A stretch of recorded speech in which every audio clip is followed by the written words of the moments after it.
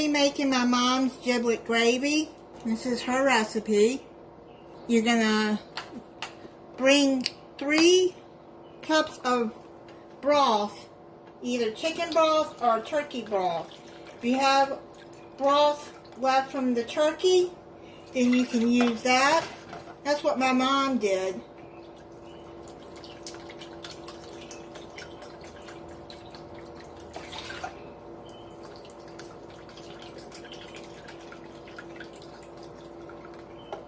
Since I'm making this ahead of time, I'm using the reduced sodium chicken broth.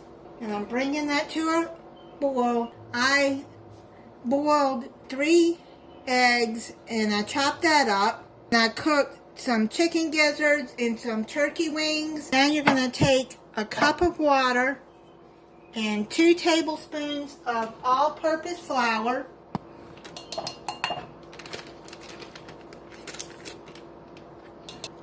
And whisk that together until it's all stirred in good. Now put the flour in there.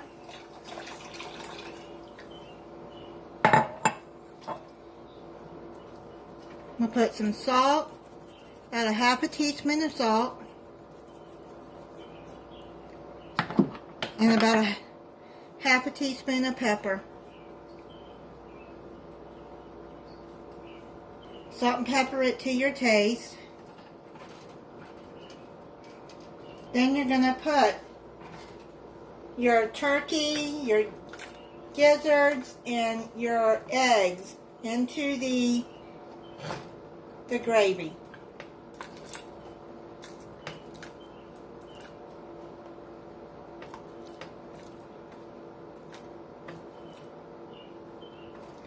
Now my mom, when she made a turkey and then she made the gravy, she took the meat off of the neck, she chopped up the heart, the liver, all the insides of the turkey, and she put in this.